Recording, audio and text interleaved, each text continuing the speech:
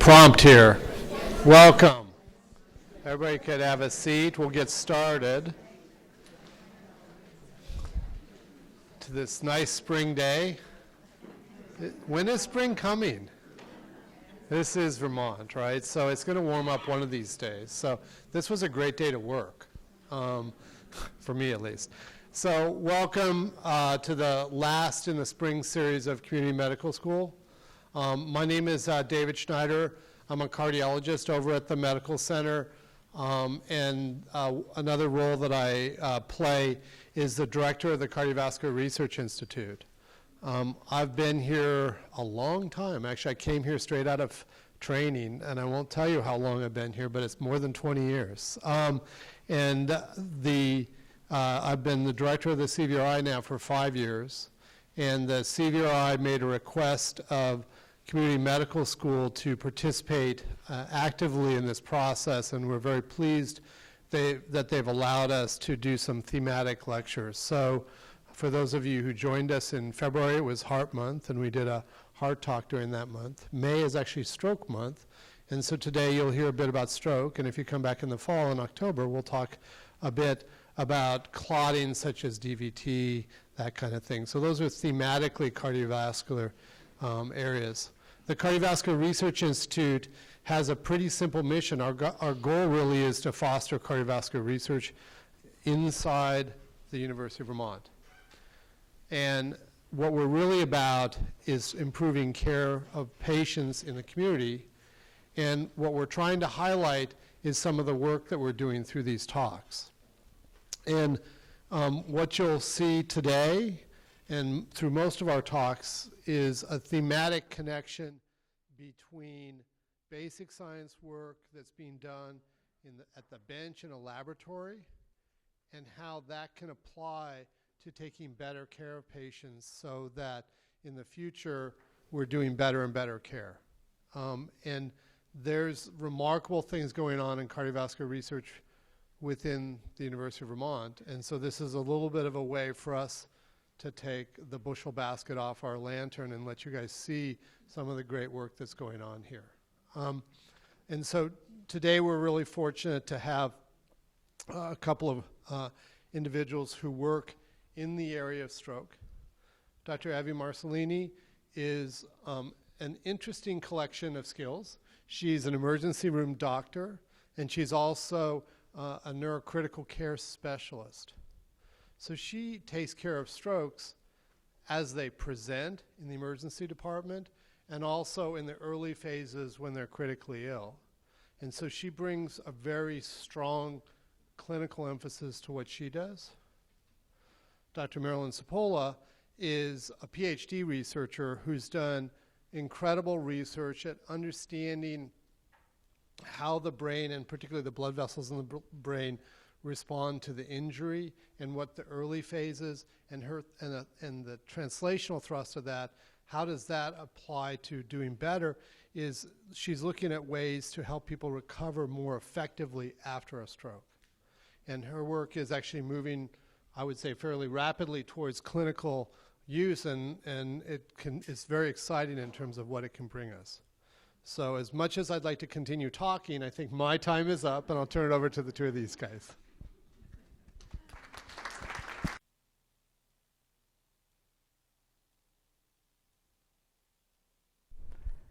Well, thank you very much for that introduction.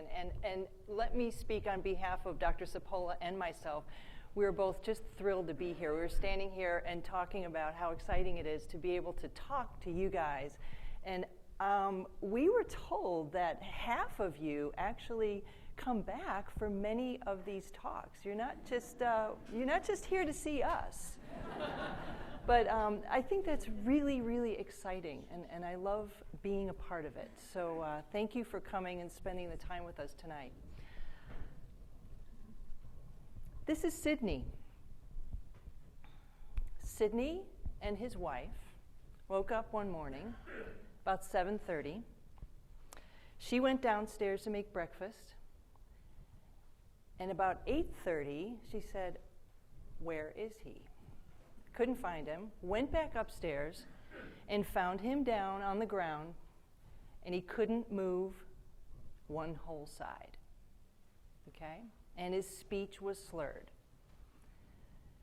How many of you in this room know somebody who has had a stroke? All right, that's a lot. How many of you are concerned that you might have a stroke? All of us are. Those of you who aren't raising your hands are lying. We're all worried about this. And what Dr. Cipolla and I want to do tonight is go over everything from soup to nuts, from how do you think about stroke, and when you see somebody who's doing something that doesn't seem quite right, should you pull that call bell, and should you call 911? Or is it something else, right? I'm here to tell you the simple answer to that is you should always call, irrespective. Now, I'm the person in the emergency department who the patients come to. And half of the patients who come into the emergency department that are stroke alerts, that's what we call a patient who comes in who's a stroke alert, are not strokes. And we are very happy about that. We want there to be an overcall. So hear this message. If you think somebody might be having a stroke, pick up the phone and call 911 all the time, every time, because that's what we want. We would rather have an overcall and have a lot of people coming in and then we figure out that they're not having a stroke than to miss a stroke. So that's a really, really important message, and probably, the most important message here. But we're going to talk about everything from what do you do when you think it's going on, what do we do when the patient comes into the emergency department, and then how do we treat those patients when they're in the hospital, and what's going on in the research to help move our science forward. So hopefully we'll give you everything you need. And we're going to have questions at the end. So take notes, don't forget your questions, because we really want to get to those. So good evening, everybody. I'm Marilyn Cipolla, and I also want to welcome everybody and say what a privilege it really is to be here, a privilege to do this with Evie, Dr. Marcolini. So let's start with talking about, going backwards, the impact of stroke. Everybody here pretty much raised their hand when Evie asked about knowing somebody who had a stroke or in fear of having a stroke. Well, stroke is actually quite prevalent in our population. There's 750,000 new strokes that are diagnosed each year. Every 45 seconds, someone suffers a stroke. Every 3 minutes, someone dies from a stroke. Stroke is the second leading cause of death worldwide, and it's the leading cause of long-term disability. There's about 4 million stroke survivors in the US, and it costs about an estimated $34 billion a year. Each year, you may not know this, about 40,000 more women than men have a stroke, and more women than men die from a stroke each year. So Evie's going to take over again and talk about strokes, what is a stroke, and then I'm going to talk about the research that we're doing that Dr. Schneider was talking about. So we're trying not to stand too close to each other because we don't want our mics to have interference. So what is a stroke? The blood vessels that carry blood into the brain can get blocked. They can get blocked or they can rupture and bleed, and that means blood's not getting to the brain. That's what a stroke is, the very basic. We're going to talk about different types of stroke, different locations of stroke, but the basic knowledge is that blood is not getting to a certain area of the brain. Now, if you look up here, this is a thrombus, and ischemic stroke means that there's a clot. It's either a thrombus or an embolus. And we'll go to the next slide. The thrombus means that a clot forms in the place where it affects the brain. An embolus is a clot that forms somewhere else and travels to a place in the brain and lodges there and gets stuck. Either way, wherever that clot gets stuck in the artery, everything beyond it that usually gets supplied with blood is not getting supplied with blood. So that part of the brain dies.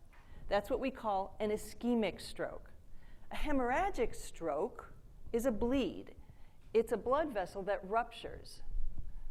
So I'm going to go back here. Sorry.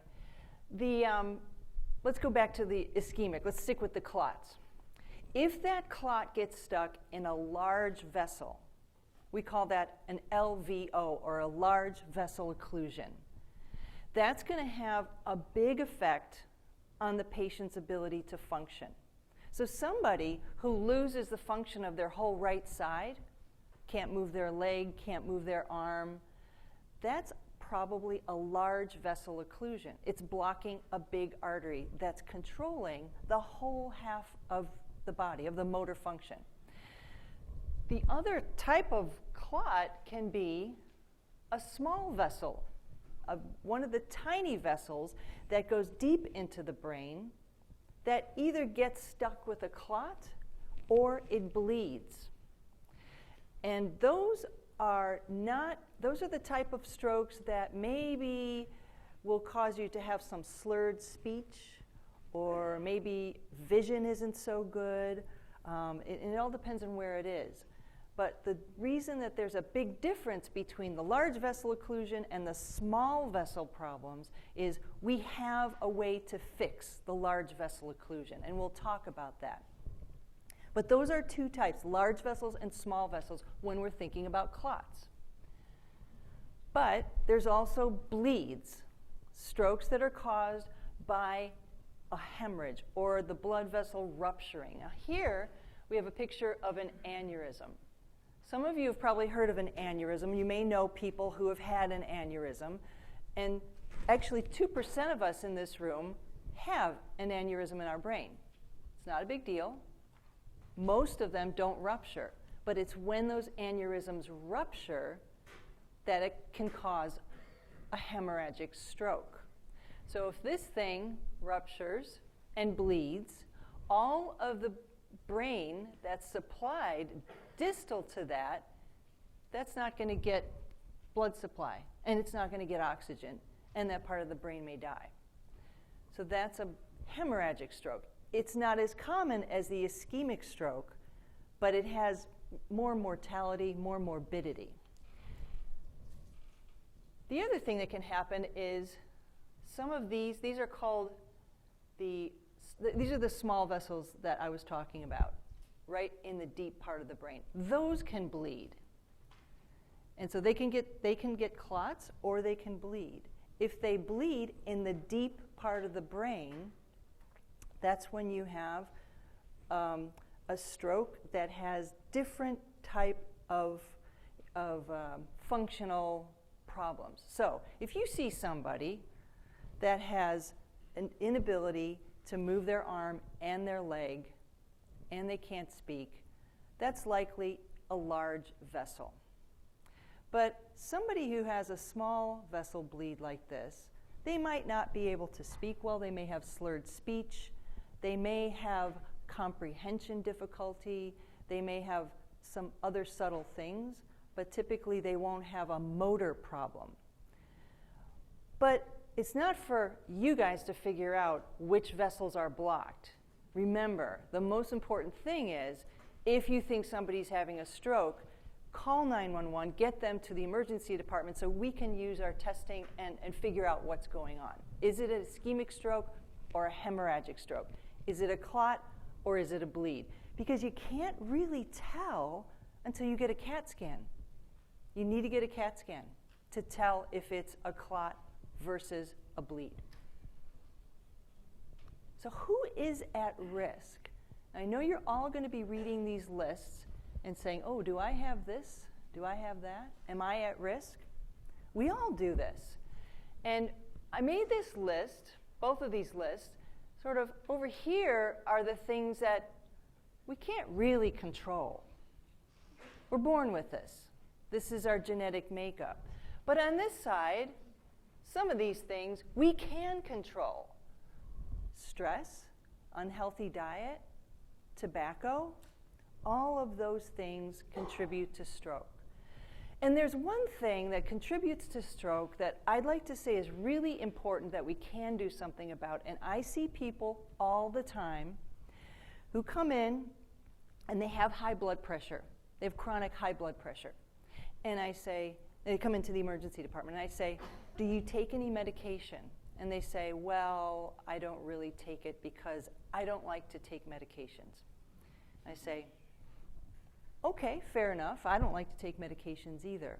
But what I think they don't see is if blood pressure is not controlled, and we have great medications to control blood pressure, if we control the blood pressure, we decrease the risk of stroke. And I think that if those people who don't like to take the medications could see the alternative, to see what might happen because blood pressure's too high, they might take their medications. And you know, I don't take blood pressure medication, so I don't know. I'm speaking out of turn. But if I had one wish for everybody who I see in the emergency department, it's that they control blood pressure, because there are so many diseases that happen because of uncontrolled blood pressure. And stroke is one of them. And we don't want to wait until it's too late. So let's just go back again and talk about 3 different types of stroke. I told you 2 of them already. Remember, we talked about the ischemic stroke. There's an area where there's a clot. Here's a big clot. And the blood flow is obstructed, it can't get by. This is a hemorrhagic stroke where you've got a rupture of a vessel. Now, high blood pressure contributes to this, we think, because chronic high blood pressure breaks down that inner wall of the artery, and it makes it very brittle. And it makes it such that when your arteries dilate and constrict and dilate and constrict, somebody who's got chronic hypertension, and add to that maybe high cholesterol, the inner lining of this blood vessel doesn't do so well, and it gets kind of brittle. And we think, our best science right now says that chronic high blood pressure is associated with ruptured vessels. So here's the hemorrhagic. We've talked about those. I want to talk about a 3rd type, and that's a dissection. Has anyone heard of dissection? Yeah, it's out there. What happens is this. Remember, we have the 3 layers of the blood vessels, and the blood's heading this way. For some reason, that inner layer ruptures. Okay, you still have the outer 2 layers. So maybe that doesn't bleed like this one, but it makes a little dissection. And so now you've got a separation of the inner layer and the middle layer. And that separation can sort of separate externally, and it can eventually bleed, or it can just separate like this, and what forms in here is a clot. Now, if you look at this, blood is still going past there. But not for long, because when you form a clot in a blood vessel, like this one, that attracts more platelets, and the clot gets bigger. And when that clot gets bigger, this gets bigger, and eventually you close off this lumen. That's a dissection. Now, the other thing that can happen is, if you form a clot here and it gets bigger, little bits of that clot can break off and head further deep into the brain. So this is why with stroke, you can have one big stroke, or you can have showering. You can have multiple little strokes. And when people have symptoms for stroke, it's not just one symptom, it's multiple different things. And the dissection is unique because it can happen in young people. We are seeing a lot of young people have dissection of vertebral arteries, the 2 arteries in the back of your neck. You can have a dissection in the carotid arteries too. That's more common in older folks. But the dissection, it's kind of tricky, because if you have a dissection in a vertebral artery, it's probably not going to affect the movement of your arm or leg. It's going to make you dizzy, or nauseous, or vomiting. And when somebody's got nausea and vomiting, what do you think is the most common thing for people to say it's causing it? What's that? Flu. Flu's a big one. What else? stomach stuff, right? Food poisoning. It's always food poisoning. What did I eat, right? But what we have to start recognizing is if this dizziness started all of a sudden, it's probably not food poisoning, it's probably not the flu, it might be a stroke. And it's harder to figure out. Again, not your job, that's my job. So the dissection is an important thing, and we talk about dissection of the carotid artery or the vertebral artery. Where it happens will cause different symptoms. So let's talk a little bit about stroke location. What you have in your anatomy is 4 main arteries that feed the brain. You have 2 carotids in the front of the neck and 2 vertebrals in the back. And that's a good thing, because if you lose one carotid, you still have 3 other large vessels to feed the brain. When God designed us, she designed it that way. So, depending on which of these arteries has a clot that travels up the artery into the brain, that depends on where that clot's going to land. If you look at it from the side here, here's the carotid arteries, and here's the vertebral. Kind of goes through the spine for a bit, and then it comes here. The carotid artery distribution feeds what we call the anterior part of the brain. And if somebody has an anterior stroke, they're more likely to have those motor function problems. Can't move my arm, can't move my leg, can't speak. If somebody has a posterior from a vertebral artery problem, they're affecting the cerebellum. And the cerebellum is responsible for balance and dizziness, weakness, nausea, vomiting, this kind of thing. So those are the 2 general distributions of stroke. However, there are connections, so it's not all as clean as that. So we think of the anterior as the motor type stuff, and we think of the posterior as the weak and dizzies. That's very broad and very general. The important thing to remember about posterior is it's not as obvious, right? It's just not as obvious, and we have to be thinking of it. So, Sydney, what kind of a stroke does he have? I'm hearing large vessel occlusion, yes. And I'm also hearing anterior. Yes, absolutely. He's having a large vessel occlusion anterior stroke. What about this guy?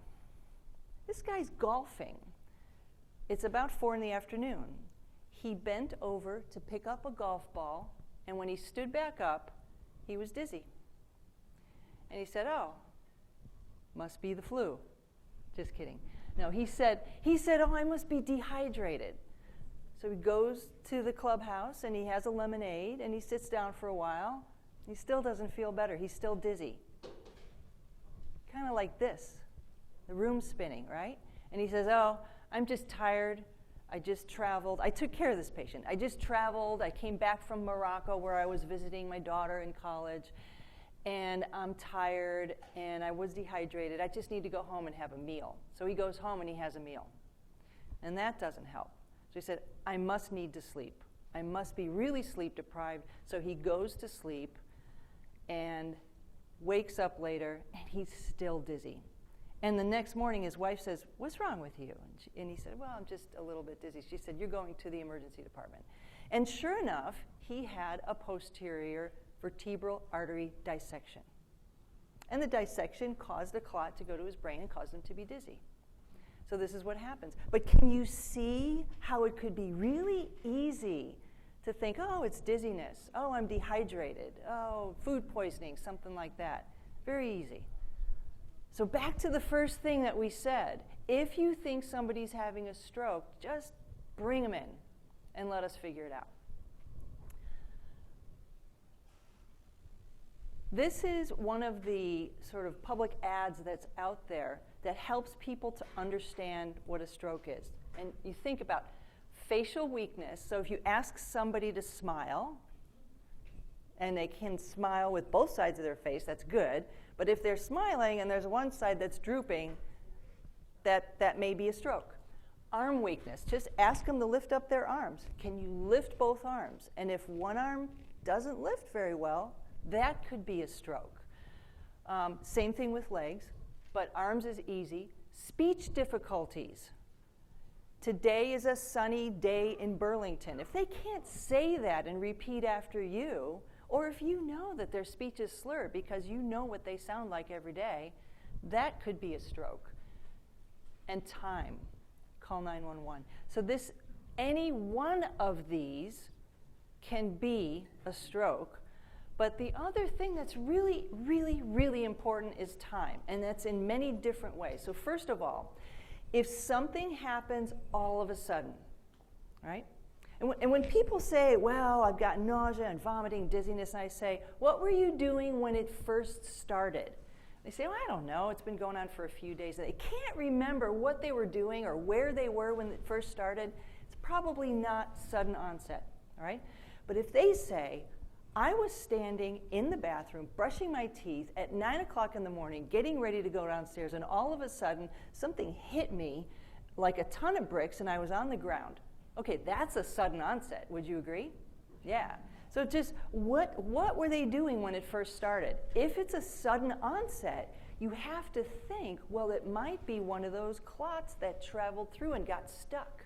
And right when it got stuck, that's when they started with the symptoms.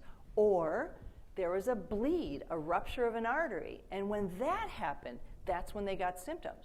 So if you think time, you think sudden onset, some of these things going on, that might be a stroke. Don't try to guess, just bring them in. Call 911. This is the most important thing to do. How many of you know somebody, I'm not saying you did this, but how many of you know somebody who something happened, maybe somebody was having a heart attack or chest pain or headache or stroke, and they called their relative who lives 6 states over, right? We all do it. We all do it. That's not who we want you to call. We want you to call 911, and here's why. And we'll talk more about this, but the sooner we get to that patient who's having a stroke, the better chance we have of saving neurons. The better chance we have. It's all about time.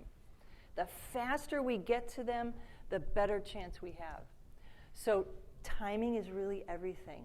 And one of the things that you can think about is, when was the last time I saw this person at their baseline or normal?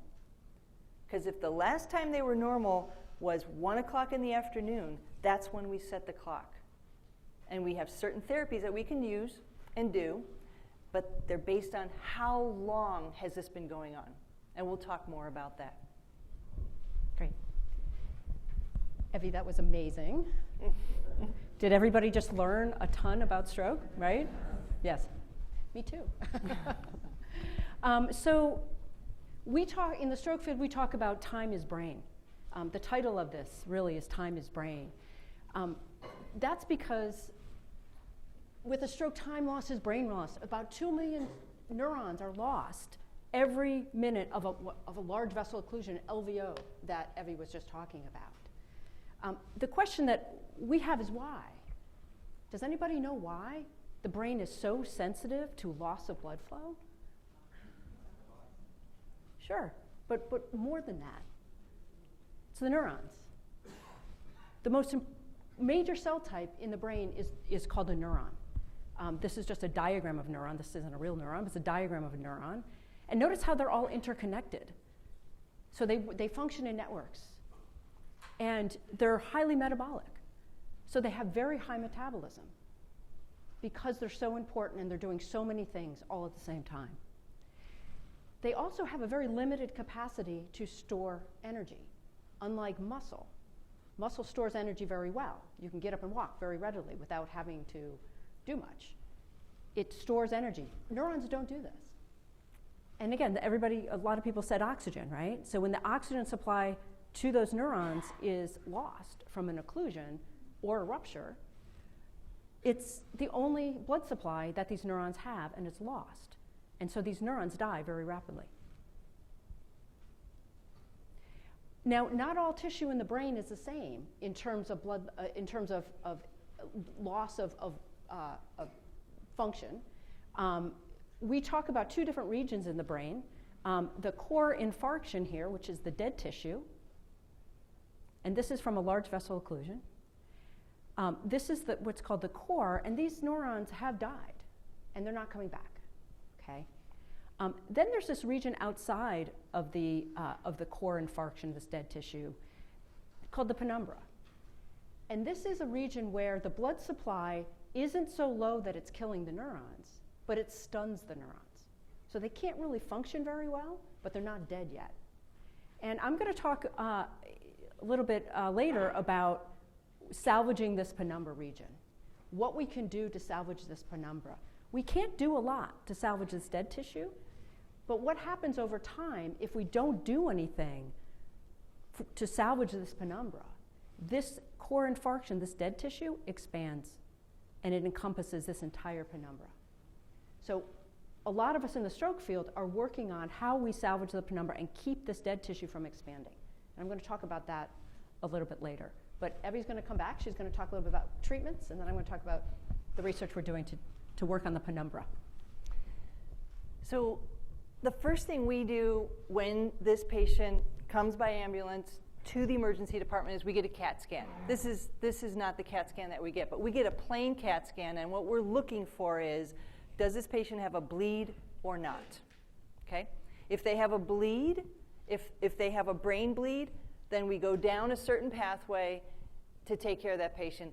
If they don't, then we think they have a clot because they have signs of stroke and there's no bleed, and so we figure, oh, there must be a clot in there.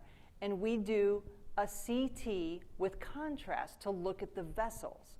And when we look at the vessels, and again, this is not a CT with contrast, but it kind of looks like this. When we see the vessels, you can see this is the right side. This is actually an angiogram. So this is going into the angio suite and putting a catheter in the femoral artery, going up and shooting contrast into the brain, all right? So that we can look at the right side of the brain. Now, you see a lot of blood vessels here, but nothing's going on here. And that's because there's a clot. So this is how we find where the clot is. And the best thing to do is to get that clot out. Now, until 2015, we didn't have a great way to get the clot out. But in 2015, we had 3 big studies, actually 5 big studies, that showed us that you can go in with something called a stent retriever and actually grab the clot and pull it out. And if you can imagine, the sooner we do that, the more of that penumbra we're going to save. Because that penumbra that Marilyn said is not dead yet, it can die. But if we reperfuse it, if we get oxygen going back to it, it won't die. That's our goal. We're not saving that core. We're not saving the dead tissue. We're saving the penumbra. So how do we do that? This is a stent retriever. So remember I said you go into the femoral artery and you put this catheter up. This is the catheter. And then it gets to the clot. This is the clot. And this is a very micro wire stent. This is the latest technology. And that stent goes through the clot, and then when they deploy, that stent just expands, and it kind of grabs the clot. And when it grabs the clot, it's pulling it away from the walls of the artery, and right then and there, you now have blood flow. So it's a really wonderful technique. And you're pulling that, then it's like chicken wire, and it's kind of like, a little bit like the stents that are used in the cardiac world too. But now you grab this clot, and this balloon is blown up during this process to stop the flow of blood so it's not getting in the way. Then you deflate the balloon, you pull that out, and now the clot is out and you have an open artery and the blood is flowing and you're perfusing that penumbra. This is endovascular therapy, or some people call it mechanical thrombectomy. Thrombectomy meaning you're taking the thrombus and you're getting it out. And this is a good technology for those large vessel occlusions. We can't use it for the small vessels. They're too small. You can't get in there. And you can't really pull clot out of small vessels. But if somebody has a large vessel occlusion, those are the people we can get this out. Now, the other thing is a little more old-fashioned. It's been around since the mid-90s, is TPA. And I know you've heard of TPA. It's thrombolysis, meaning we're breaking up the clot with a chemical. And this is just used in the IV. We inject a bolus of TPA. It goes to the clot where it is, and it starts breaking it down. We've been using this since the mid-90s. Now, there's a little bit of controversy around TPA, because if you think about it, if I'm going to inject something in the vessel that can break up clot, it can also cause bleeding elsewhere, right? So it might cause bleeding in the brain, it might cause bleeding somewhere else. So people are a little bit worried about that. I will tell you that it's only about 3% of the patients who get TPA that eventually have a bleed. The rest of them, it either helps by dissolving the clot or it doesn't really have an effect at all. Now, when you have a large vessel occlusion, think of it kind of like liquid plumber, all right? How much liquid plumber do you need for a big old, clog? Yeah, you kind of need a lot. And sometimes it doesn't help and you've got to get the plunger, right? Right? It's kind of how I think of it. So TPA's been around forever. We still use TPA. If somebody comes in today with a large vessel occlusion and they meet the criteria, they will have TPA. They will get TPA. They will be offered TPA. Now, you can always decline. You can always say, I don't want TPA. But this is the standard of care. This is what we do. And then we're trying to figure out, is this a large vessel occlusion or not? And we send them for another CT with contrast, or CTA. Sometimes we'll even get an MRI or a different CT to look at, well, how long has this been going on? And we'll make a decision on whether or not to take them to get thrombectomy. This is a nice picture of a juicy clot that was pulled out of somebody's brain with a stent retriever. Okay? So we give TPA, and maybe that works, maybe it doesn't. And how do we know it works? Well, we're doing an exam. We're asking you, smile, lift your arms up. And if you can't lift your arms up, and this one doesn't go up, and then we give you the TPA, and all of a sudden now you're lifting your arms up again. Well, gosh, the TPA probably worked. And then we're going to continue to watch. But there's a lot of different things that can happen with stroke. The major thing we do, though, is the TPA and plus or minus the thrombectomy. Now, in order to get TPA, we have to get to the patient within 4.5 hours. So, remember we talked about the last time the patient was seen normal, seen at their baseline? If that was at 1 o'clock in the afternoon, I've got to get that TPA on board by 5:30. Because at 6 o'clock, we don't give it. At 6 o'clock, the risk is too high for a bleed, and we want to be safe. And the other thing is, every 15 minutes that we wait longer to give the TPA, it's not as effective. It's more effective if you give it right away. So that's why it's always really helpful to know when was the last time that patient was seen normal. Well, what if you went to bed at 8 o'clock and you woke up in the morning with signs of stroke? When was the last time seen normal? 8 hours ago, depending on how long you sleep, right? So that's not somebody that we can give TPA to very easily. We do have some advanced imaging techniques that can help us get to how old is the stroke and when did it happen. But in general, 4.5 hours is our cutoff. But thrombectomy is much longer. We can do thrombectomy on patients up to 24 hours. Okay? So this is really a very cool thing. All right? It's a wonderful technique. And it's absolutely, I have seen people, young people, who have had stroke, large vessel occlusion, and who would otherwise have been neurologically devastated and had thrombectomy, and they walked out of the hospital with nothing but a facial droop, a slight facial droop. It's really amazing. But the first step is we got to get these patients to us. Yeah. So how do we do that? Well, I told you call 911 to call the ambulance, and you're thinking, well, I don't know, I could probably drive to the hospital faster than calling the ambulance, waiting for them to get to me, et cetera. But there's more to it than that. When the ambulance gets there, they are trained and skilled at determining if a patient has signs of stroke, all right? They're going to do a finger stick blood glucose, because if somebody has a really low blood sugar, they can look like they're having a stroke, for sure. And they're going to be able to use this app that we're piloting now called FastED.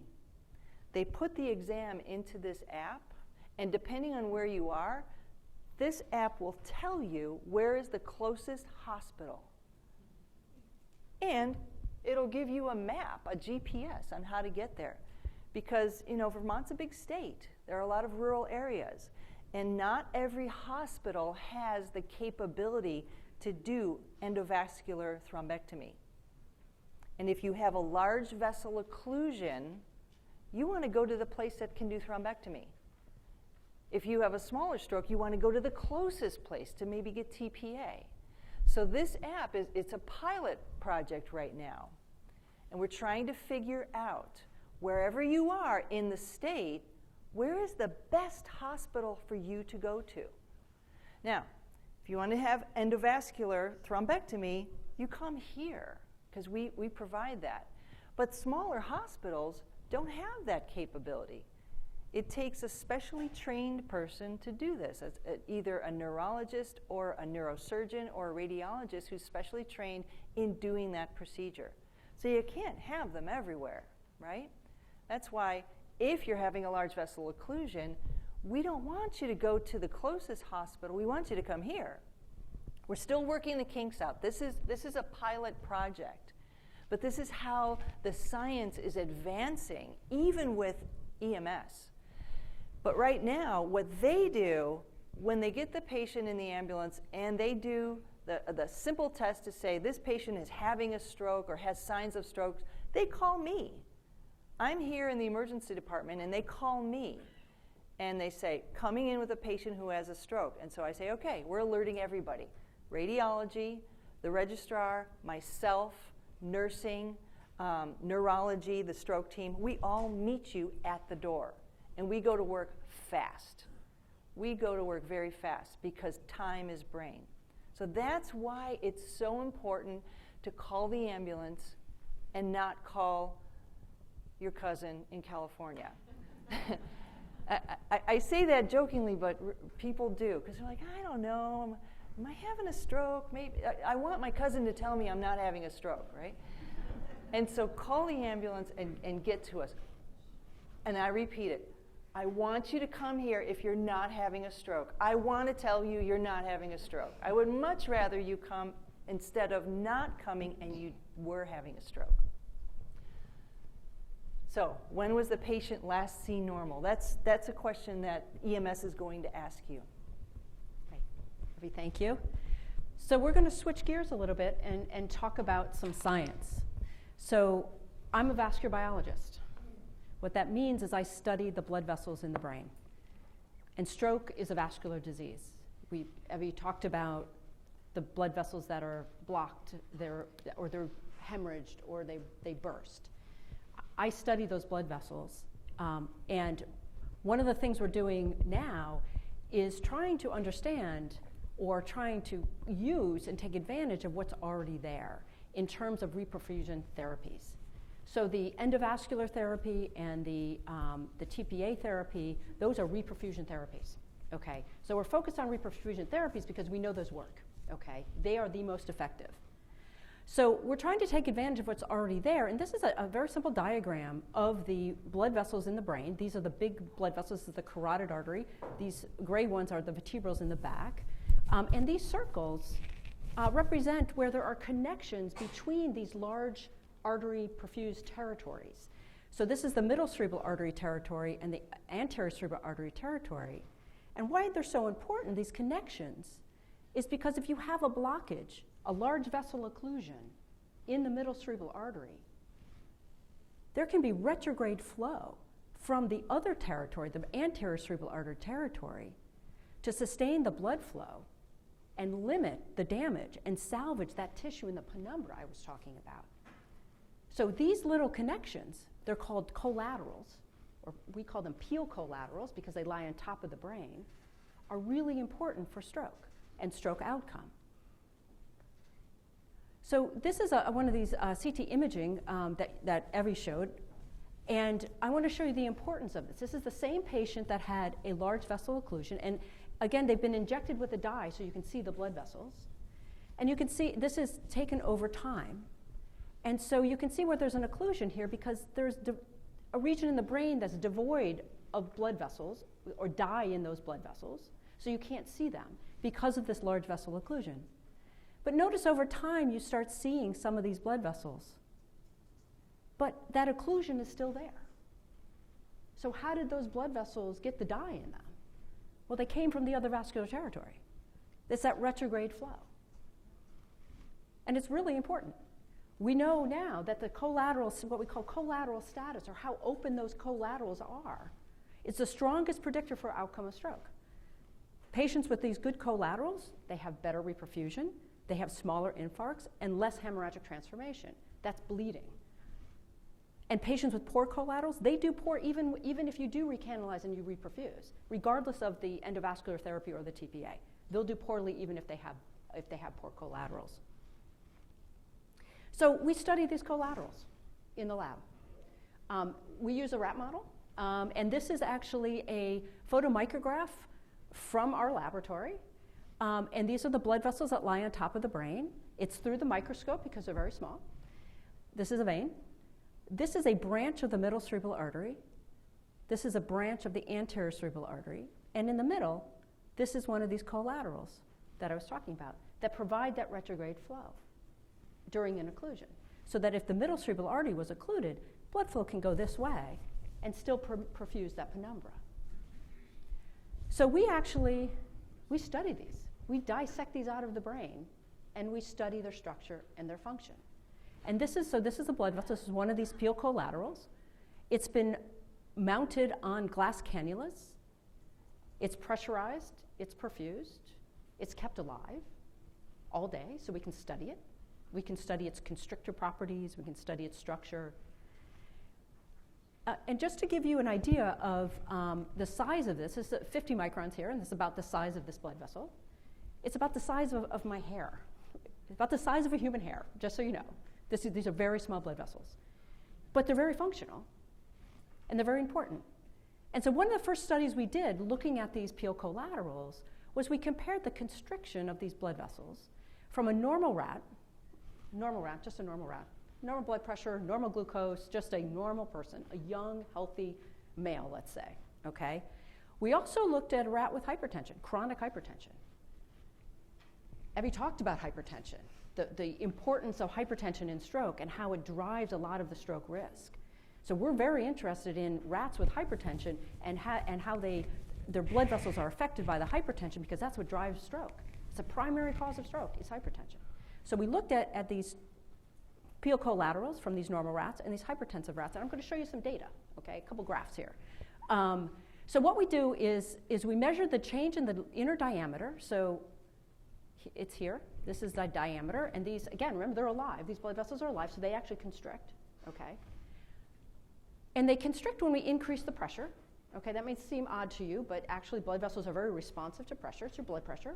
You know, when you stand or you sit, when you stand up and you get a little bit dizzy, those are your blood vessels that are delayed and dilating a little bit because they're responding to the pressure. Okay, so we look at pressure as a stimulus because it's one of the things that we look at. Okay, it's important. And you can see that when we look at the inner diameter, when we increase pressure in an animal, this is a WKY, this is one of those normal animals, okay, that there's a little bit of an increase with the increase in pressure, but pretty much diameter doesn't change, right? So it's about 40 microns, 40, 50 microns. And then we also measure the tone in these vessels. And by the tone, I mean how constricted are they? Okay, how vasoconstricted are they? And for these vessels, they are about anywhere from 15 to 20, up to 20% tone at the most. Okay, so they're about 20% constricted, which actually is not very much for a brain blood vessel, but it's okay. When we looked at the blood vessels from a hypertensive rat, there's a big difference. So first of all, when we increase pressure, first of all, they're very small, right? They're only 20 to 30 microns in diameter. And when you increase pressure, they actually constrict to the increased pressure. This is actually what's called the myogenic response. It's a well-known response of brain blood vessels. These blood vessels from the normal rats really kind of don't have much of that. And you don't want them to have much of that because they're collaterals. You want them to be able to redirect blood flow when there's an occlusion, so you want them open. You don't want them to actually have a lot of tone. But the hypertensive rats actually have a ton of tone, over 50%. So these are the blood vessels that are perfusing the penumbra, and they're vasoconstricted in the hypertensive rats. So this may not be causing the stroke, but it certainly isn't helping the stroke. So in fact, hypertensive rats don't have much of a penumbra. And they don't have much of a penumbra because they're the peel collaterals are so vasoconstricted. And this was actually a real surprise to the field because the stroke field has always assumed, up until this study, that it was all about structure. That structurally these blood vessels were smaller and that they weren't vasoactive, what we call vasoactive, that they couldn't be this constricted, but they are. So this actually was a good finding. And it's a good finding because what we're trying to do is now open those collaterals. So if they were structurally smaller, you couldn't make them bigger by a pharmacologic agent or some sort of treatment. But we can. And so the next question we had was, can collateral flow be increased during stroke to increase and salvage brain tissue and or by time? So that those blood vessels from the hypertensive rats are vasoconstricted suggests they can be open and maybe we can salvage some tissue. So we tried this. So we use a rat model of a large vessel occlusion. Okay, this is a rat brain here. This is the base of the brain. This is what's called the circle of Willis. It's called an anastomotic loop. It allows for blood flow to be redistributed when you have this occlusion here. This is a filament that's been surgically implanted into the rat. It actually goes in through the internal carotid artery, and it's advanced until it occludes the middle cerebral artery, which is here. This is one of the middle cerebral arteries. This is the other middle cerebral artery. So this rat had a large vessel occlusion of the middle cerebral artery. This is a really important model of stroke. It's very big in the field. A lot of us use it because it approximates clinical stroke. It induces brain lesions that are very similar to human stroke. It allows for reperfusion, so we can pull this suture out at other time points, just like endovascular therapy. We pull that suture out to allow for reperfusion. So we use this model. And so we also use this model to measure changes in blood flow during the stroke to look at whether or not we can increase collateral blood flow through those little peel collaterals, okay? And I know this is a little bit busy, but this is how we actually determine regions on the brain and where to place flow probes. Okay, we use something called laser Doppler. It's how we measure changes in blood flow. And we use two probes, laser Doppler probes. The first probe is in the middle cerebral artery territory. This is the core infarcted territory. This is the unsalvageable tissue, okay? The second probe is placed in the anterior cerebral artery territory, just beyond those peel collaterals, or what we call the LMAs. So this is the penumbra region, okay? So we want to be able to measure simultaneously what's happening in the core and what's happening in the penumbra, okay? And then what we did was we measured the collateral flow during an occlusion. So we occluded the middle cerebral artery, and then we treated with a compound called sanguinate. Now, sanguinate is a proprietary compound. I've been working with the drug company who makes it. It's an oxygen carrier, actually. It delivers oxygen to the tissue, the hypoxic tissue, okay? It also has vasoactive properties. So we hypothesized that the sanguinate would actually be able to open those collaterals and increase collateral flow. So lo and behold, this is the change in cerebral blood flow in the penumbral territory, in the collateral territory. And we use the SHR. This is a spontaneously hypertensive rat. Okay, so this is that hypertensive rat with those vasoconstricted collaterals. And when we gave a vehicle, which is just a control, you can see that the during the occlusion, there was no change in cerebral blood flow, really. If anything, it went down, meaning increased or change in blood flow in the penumbra didn't happen. But when we gave the sanguinate, during the occlusion, remember the filament is still in. It's like you came to the hospital with that clot in your brain. And we gave the sanguinate, and we could increase collateral flow. So we could actually cause vasodilation of those PO collaterals to increase the collateral flow. We could also improve reperfusion. Okay, so we talked a little bit about reperfusion therapies. The idea is to get that clot out, get oxygenated blood to that ischemic tissue, and to salvage as much as possible. And so this is a graph showing the change in cerebral blood flow, but this is the MCA territory. This is the territory of the core infarction, okay? This is where we put the filament in. It drops down to over 80% drop in cerebral blood flow. We leave the filament in for 90 minutes. We pull the filament out to allow for reperfusion. And you can see that the vehicle-treated animals, it didn't reperfuse, not nearly what it started at, and it declined over time. This is what's called no reflow. It's also an important concept in stroke, is that even though you recanalize or you pull that clot out, the distal tissue is not perfused. And that's happening here. But with the sanguinate, you can see that we actually improve reperfusion, and we can keep reperfusion high. Well, did we salvage tissue? We actually did. So this is the rat brain. The white area is the infarcted tissue. Okay, this is a dye. This is called a vital dye. The cells that are alive take up the dye, metabolize it, and turn the tissue red. The cells that are dead can't take up the dye, and so it remains white. And in this way, we can actually measure the size of the infarct, okay? And you can see when we compared the SHR with the vehicle treated to the sanguinate treated, we had a significant reduction in this infarction, meaning we actually salvage tissue. So we can open those collaterals and we can salvage tissue. And I'm going to stop there. I can't do any of this work without the support that I have from the NIH, the National Institutes of Health, the NINDS, and the Heart, Lung, and Blood, and the Cardiovascular Research Institute. This is my lab group. They do all the work.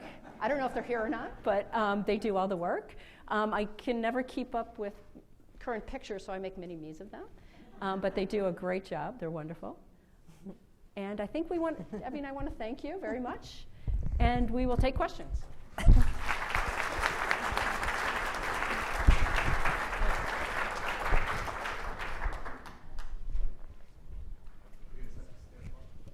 I know. Right. We can test it. I know, right? How close can we go? Hi, I have two questions actually. One is, do you think there is a correlation between concussion and stroke? And two is, in terms of, I'd heard from something different that crawling can help with develop neural pathways, and I don't know if that's the same as what happens during a stroke, but if that might be something that you could do prophylactically, just begin developing those neural pathways so that you can connect your brain. You want to take the first one? I'll take the second one. Yeah. The first one, when you ask, is concussion associated with stroke? Concussion is when somebody has trauma to the brain, and it results in a stunning or seeing stars, or maybe they even pass out. There's a wide range of concussion. There's many different severities of concussion. And if the concussion had an area of bleed, so if you got hit hard enough in the head that you had a traumatic bleed, which is a different bleed from what we're talking about, then that could cause a little bit of stroke. But concussion that doesn't cause a bleed, I don't know if we have any science that says that it's associated with stroke. I don't know if I'm answering your question, or maybe you have a specific. No, I was just wondering, concussions are making the news these days. Yeah. With athletes and students and whatnot. And, I'm a coach at the high school level with concussion protocol, and I just didn't know if there was any research Yeah. out there that would somehow link concussion to stroke, because it is very interesting. Right, and there's a lot of research, as you know, about concussion and its later effects on brain in the neural pathways and different effects. But we don't have, as far as I know, any direct connection between concussion and risk of developing stroke later. Yeah. So your second question about neural networks, and can you build neural networks that will be protective of stroke prophylactically? I think that you can build neural networks, you can change your neural networks, but that's probably not going to help prophylactically if you have a stroke, because it's all about oxygen getting to those neural networks, and it doesn't matter kind of how many you have. If you have a low enough oxygen level, those neurons are going to die. So it kind of doesn't matter. Right, but if you have strong neural networks, then the other ones that you were describing kind of come around and feed the network. No, so that's what I was talking about, was blood flow coming around, not neural networks. Blood flow coming around from one vascular territory to another to supply the neurons. Yep. I'm curious about the mechanics between the areas you work on and the areas that Dr. Snyder works on. And basically you told us you use liquid plumber or Roto-Rooter. Oh. and it seems like David does about the same thing, but it's really, we hear more cholesterol causing occlusions, I guess, in the heart area. Tell me, if you could, just a little bit of the differences between what you see and versus what he sees. Sure, and cholesterol, high blood pressure and cholesterol and smoking are probably the three top risk factors for vascular disease. And the vessels can be in the heart, they can be the vessels that feed the heart, or they can be in the brain, or they could be anywhere really. But where they seem to have the biggest impact is in the heart and the brain. I'm sorry, in the brain and the heart, because the brain, So cholesterol contributes toward building plaque in those arteries. And the one thing that we didn't really talk about, and I'm glad that you brought this up, is if you have something called atrial fibrillation, or an irregular heart rate, irregular heartbeat, which many of us have, what happens is when the heart doesn't beat in a regular fashion, and it's irregular, it tends to collect blood near the valves. Kind of like an eddy when you're canoeing down the river, those rocks and those outcroppings, the water collects in there. And when the blood collects near the valve, because it's not being regularly pushed through the heart, it clots. It develops clot. And when that clot sticks to the valve, eventually it can break off. And when the clot breaks off from a valve in the heart, the risk is that it goes to the brain. And that's one of the ways that they are interconnected. So when somebody develops atrial fibrillation as an underlying disease, we talk about putting them on a blood thinner to prevent those clots from forming. The blood thinners have risks. Somebody on a blood thinner who falls and hits their head could end up having a traumatic head bleed. So it's a risk benefit. But to come back, the cholesterol, the high blood pressure, and all these things affect the arteries, both in the heart and the brain. But is the baby aspirin, for instance, good for Dr. Snyder's patient, but that may cause problems with your patient? No. As a matter of fact, we do recommend that people are both on an aspirin and a statin. A statin is a cholesterol lowering agent that has been shown to decrease the risk of stroke. And I would add to that TPA is also a link. So tissue plasminogen activator was actually first used for myocardial infarction.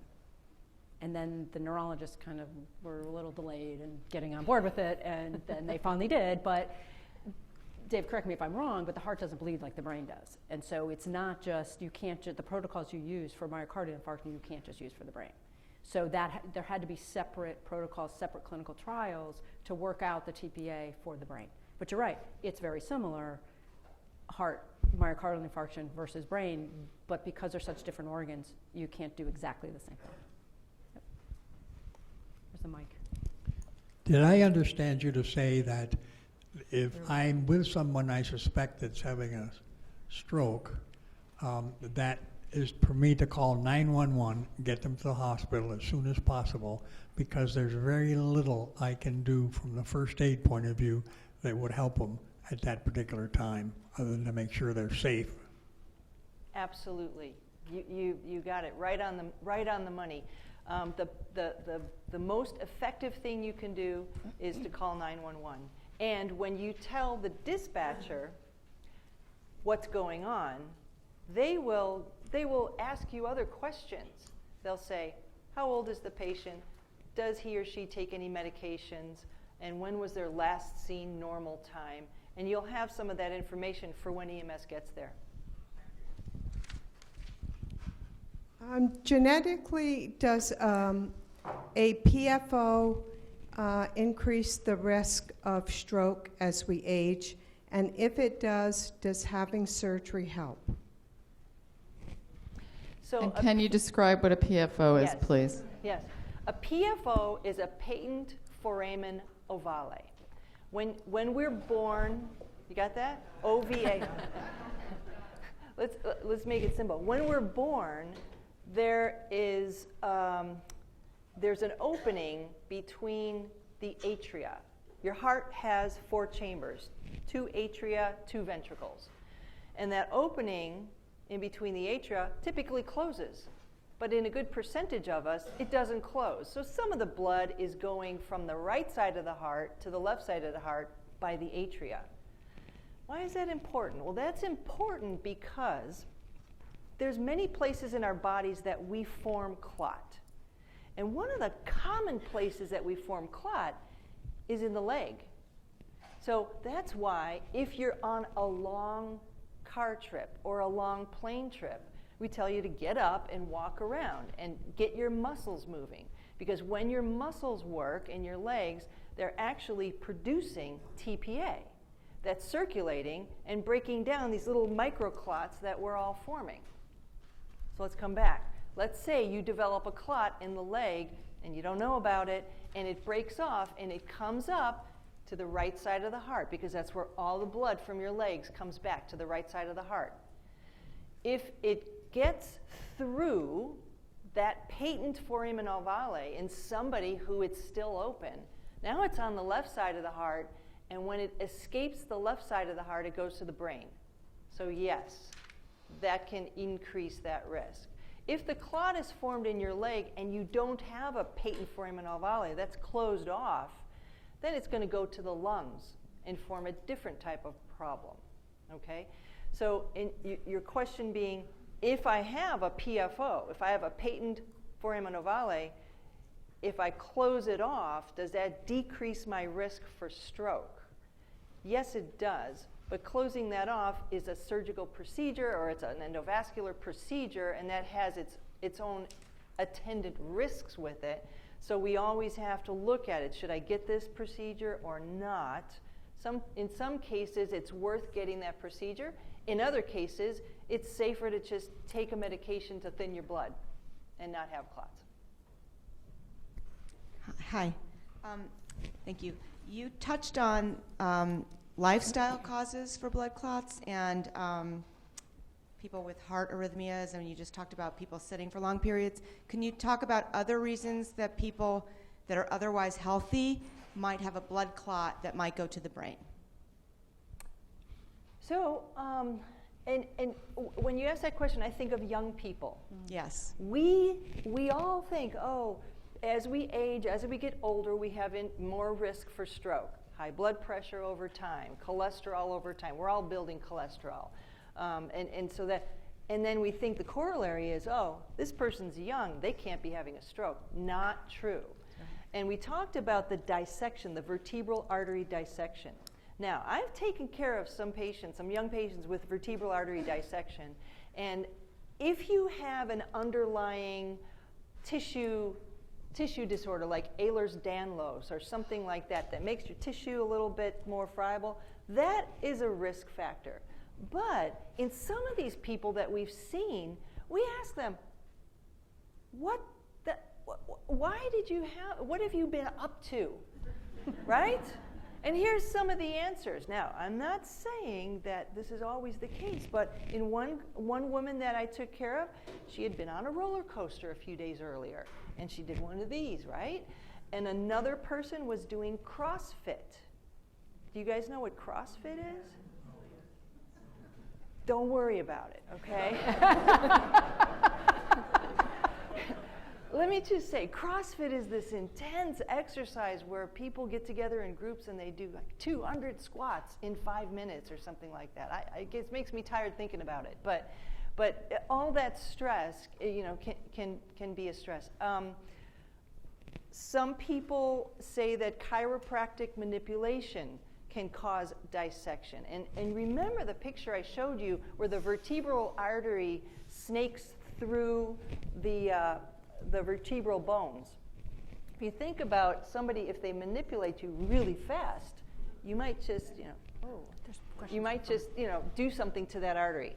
I'm not saying that we know that for sure, but some of that kind of trauma is implicated. Underlying blood disorders, clotting disorders. Somebody can have something called a factor V Leiden clotting disorder, and that can cause stroke. So when somebody comes in with a stroke, we're doing a full workup. We're getting an echocardiogram to see if they have any kind of clot on their valve. We're doing a full blood workup to see if they have any of these blood clotting disorders. And we're asking a bunch of questions. Well, what have you been up to? What's going on? So the person who may have had an injury on a roller coaster or in CrossFit or at a chiropractor's office would have suffered an injury that caused a clot? An injury that could have caused a dissection. Or a clot. Yeah. Or a clot, yeah. Yeah. I mean, because the dissection, she said, causes a clot as well. So, yeah, both. Thank you. Absolutely. There's some in the front, too. I don't know if we have mics that... Now, please don't go to the CrossFit people and tell them that I'm, Okay. I'm going to get, yeah. Can I ask? Well, I have two questions. One is, if you've had one stroke, are you at greater risk for having a second stroke? Great question. And secondly, I'd like to know, when you have a stroke, should you have an MRI or a CAT scan or both? My sister, after a stroke, was told she should have had an MRI. Okay. I'll take the first one, you take the second You one. take it, Yeah. yeah. So yes, if you have a stroke, you are about a 10-fold increased risk of having a second stroke. Probably because all the risk factors are there, you've already had it, but yes. And then you can take the imaging question. So the question of CAT scan versus MRI is a little complicated. The first thing we do is we get a CAT scan. It's a plain non-contrast CAT scan, and all we want to see is there blood or not? Because if it's an ischemic stroke with a clot, we're going down the TPA endovascular pathway. If it's a hemorrhagic stroke or a bleed, we're doing none of that stuff. We're lowering blood pressure. We're reversing any kind of Coumadin or, Eliquis or any of the medications that people take for blood thinners. We're going to reverse that right away. That's what we do with the bleeding strokes. So when we get to the MRI, that's when we look at the CT and it doesn't really show us anything. So you could have a clot that's not going to show up in the first 6 hours on the CT or the first 12 hours. And now we want to know, has that stroke happened? So remember when Marilyn showed the core and the penumbra, right? Early on, the MRI will be able to see the core and the penumbra. CAT scan doesn't see that. Later, a day later, you're going to see stroke on the CAT scan. But now it's too late. The MRI can show you that early on. But the only time we're really asking that question is if you're beyond 6 hours and we're thinking about, should we do endovascular therapy? So that's the question. That's when we bring out the MRI. And there's a CT called CT perfusion that can do the same thing as that MRI. So the short answer is no. The first thing is the CT. That's what you need. And then you make your decision on TPA, and with timing, you make your decision on endovascular. I don't know if that helps, but yeah, it is. It is more complicated than you would think. But it sounds like if it's been beyond 6 hours, and then you should probably get an MRI. No. No. No. If it's closer than 6 hours and you're trying to make a decision, should we go in and do endovascular therapy, that's when an MRI might be helpful. I see. Yeah. It's early on. Correct. Yeah. Yes. Does temporal iritis, that if a person has that, or has an episode, I don't know if episode is the right way to describe it, loss of vision in one eye, does that, as a consequence, does that inflammation, and if it's giant cell, does that increase the risk of stroke? I don't know, because that's it's the blood vessels to the eye, right? You can have clots in the eye. The inflammation would probably make it more prone to clotting because the endothelium becomes activated and that kind of thing.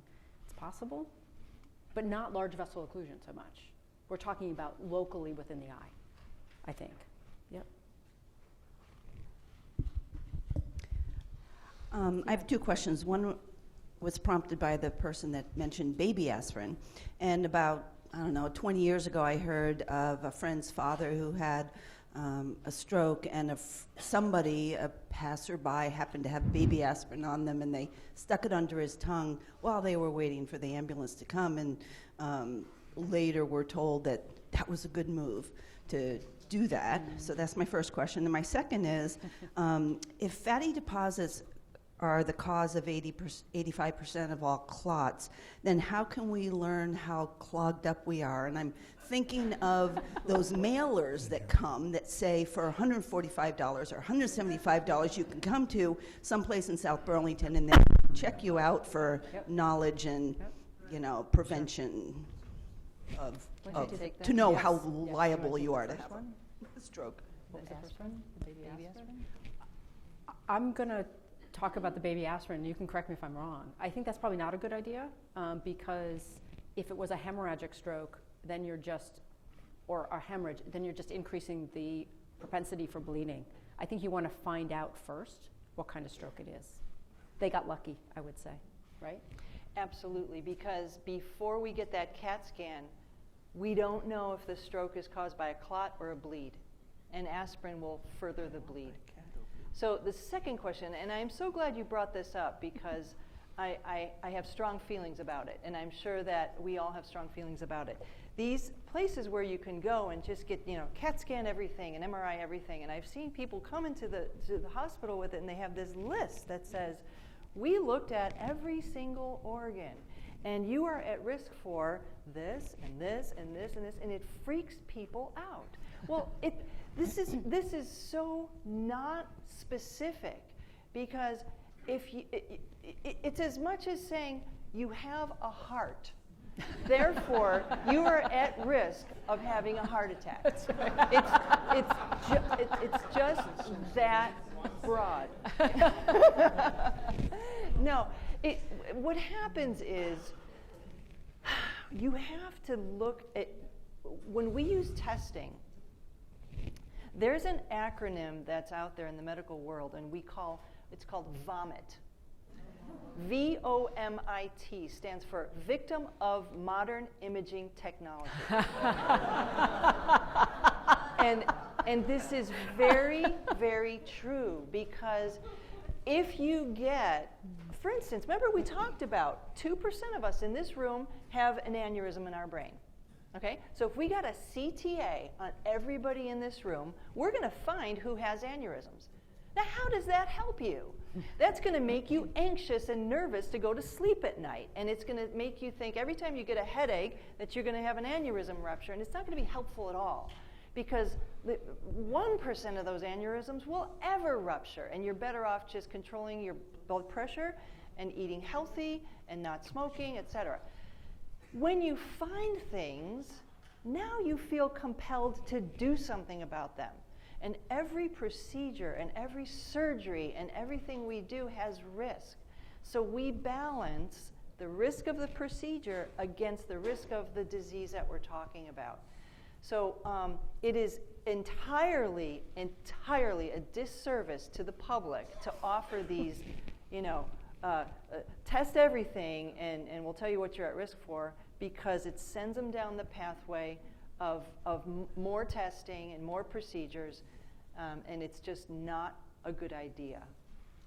Am I? Can I add one thing? So I'm going to encourage anybody involved in this room. Everybody in this room has atherosclerosis. That's the cause of heart attack. Oh, come on, David. I know that, but it's not that much. So rather than spending your money on getting an imaging test to prove that you have atherosclerosis, treat it. Control your blood pressure, have good cholesterol, eat right, exercise, keep your weight under control, see your primary care doctor. And then if you have extra money that you want to throw away, I'd love to go out to dinner, so just throw it in me.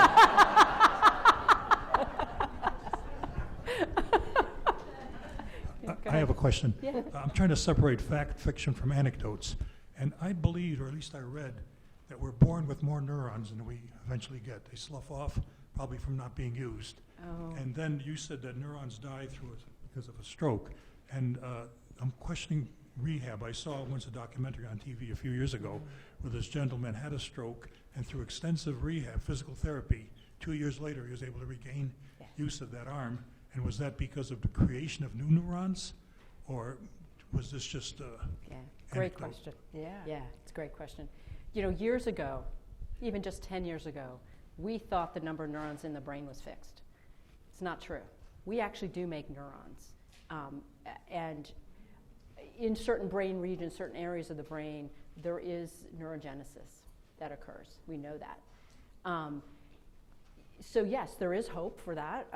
And in terms of stroke rehabilitation, so when I talk about the core being dead, it fills in with other cell types. It doesn't mean that you can't have neurogenesis. In fact, neurogenesis does occur with injury because there's a repair process that goes on, okay? So it's a great question. That rehabilitation can form neural networks that are very helpful. You may not be able to restore exactly that neural network that lifted your arm, but you can compensate for that. There are trials. A colleague of mine, a neurosurgeon, has done trials that are remarkable, where he has injected stem cells. These are stroke patients that are years out from their stroke. Stroke evolves over the course of months, let's say, in terms of the repair and the rehabilitation of it. But you reach a point where there's no more repair that's going to happen, that arm is not going to lift any more than it has for a time. He's injected stem cells into the core region, and sure enough, he has videos of this woman now lifting her arm, right? It may not be the stem cells. It might just be actually the movement of putting a catheter into the brain that stimulates growth factors to cause some neurogenesis and some repair. So, there is some hope. We need a lot more studies before we start puncturing people's brains with needles and stuff. So there is hope for neurogenesis. There is hope for repair, and I think we're in a really good place now where this is where imaging actually really does help. And I'm not talking about clinical imaging. I'm talking about cellular imaging, where we can see things now that we've never been able to see before. And yeah, I think there's a lot of hope in the future for rehabilitation and repair Thank for you. those neurons. Yeah, great Thank question. Yep.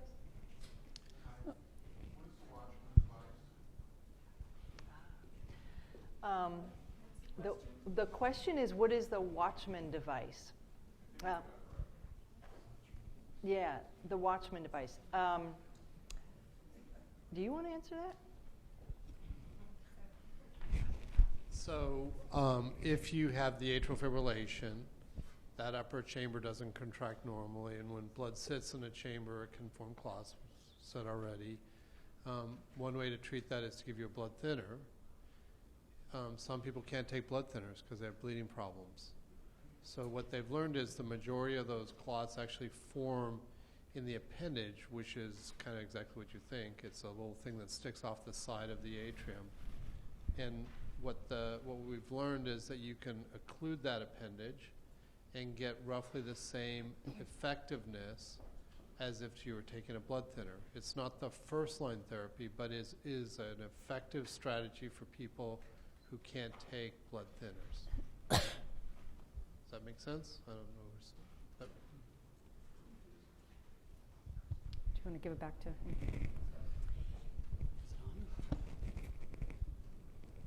It's on. It's on. You mentioned how a young person could have a dissection, the vertebrate clot, and it causes a sudden dizziness. But aren't there many other things that could cause sudden dizziness? I mean, if you're a young, healthy person or a not so young, healthy person and suddenly you're dizzy, what's the chances of that being a stroke versus any number of other things? That's a very good question. Yes, there are many things that can cause dizziness. Sometimes, and one of the more common things is benign positional peripheral vertigo. You can have dehydration. You can have multiple different things. When a young person comes in, or any person comes in with a sudden onset of dizziness, one of the hallmarks is that dizziness doesn't stop. It persists. And if you had dizziness because of, let's say, benign positional peripheral vertigo, we can do something to help. What that's caused by is a little stone in your canal. And we can do a maneuver to help get that stone from being stuck in there and get you better. And the symptoms go away, and we say, oh, if the symptoms went away, then it's probably not because of a stroke, because you can't just make a stroke go away like that. And so what we'll do is we'll bring you in and we'll look at the whole story, right? We'll look at your risk factors, we'll look at how did this start, when did it start, what are the symptoms, and we'll do a neuro exam, a full neuro exam. And that includes everything from, can you squeeze my hands, give me a smile, et cetera, to can you touch finger to nose? Can you touch heel to shin? Can you stand up and do a tandem gait? All right, now I don't need to know who's done a tandem gait in this audience, right? But that's part of our neuro exam. If you can't walk straight, we're thinking something's wrong. And we gather enough evidence through our exam and our history, and we say, we think this might be a stroke, so we get an image. We get a CT, and a CT with contrast to look at the vessels, and that helps us. But you're right, most of the time it is going to be something more common. Our presenters are going to take 2 more questions. One of our guests up there, and then our final question will be asked by someone back here. Our presenters have agreed to stay just a little bit after the presentation, so you can walk up and ask some questions after. 2 quick questions. The first one you've touched on, I think, indirectly several times. You mentioned always call 911, that 50% aren't strokes. I'm wondering what makes up that other 50%. Again, you've touched on some of that briefly. And then unrelated, my second question, are there any risk or side effects to the sanguinate, if I've said that correctly? The stroke, the first question is what are stroke mimics? What else can look like a stroke? Low blood sugar, low sodium, dehydration, seizures. Those are some of the common ones. And many of those can be happening. And we can rule those out with other ways. So yes, come on in. So the sanguinate is actually a blood product. It's a hemoglobin-based oxygen carrier. So you can't be allergic to bovine, okay? Probably the greatest risk is the volume that you have to inject. And so hypervolemia most stroke patients can handle that, but some won't be able to. So if they have kidney issues, then they would be excluded. But it's a pretty safe it's past phase 1 clinical trials for safety. So we're trying to get an efficacy trial going, actually. Yep, great question. Hi, my question is your current state of health in your brain, and if you have been overweight and you've had high blood pressure and high cholesterol over time, but you change your diet, is there any way of ascertaining exactly how much at risk you might be for a stroke? And if you change your diet and say you go 5 years, do you have less of a chance of stroke? Is there any imaging technology out there or on the horizon that would tell you that, as opposed to a guess, as opposed to scientific? And I'm just curious what the state of the art is in that. So the answer to your first question is absolutely. If you change your diet, stop smoking, use medication for blood pressure and for cholesterol, you absolutely decrease your risk of stroke. How much? We don't really know. Now, we've got studies that look at people who take statins versus people who don't, and over time, longitudinal studies that look at people and we can make a guess. But the problem with studies is that you're saying, well, there's a 75% chance that this could happen. Well, how do I know if you're in the 75% or in the 25%? I really don't. And the best thing that you can do is just what you said, is decrease your risk by doing all those things to keep your health. And what Dr. Schneider said, all the things that take care of your cardiac health also take care of your stroke health. They go hand in hand because we're talking about the vascular system, the arteries. Well, thank you very much. We've really enjoyed it.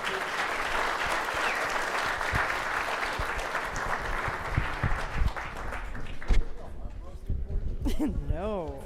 We had to have that. We had to have that argument, don't we?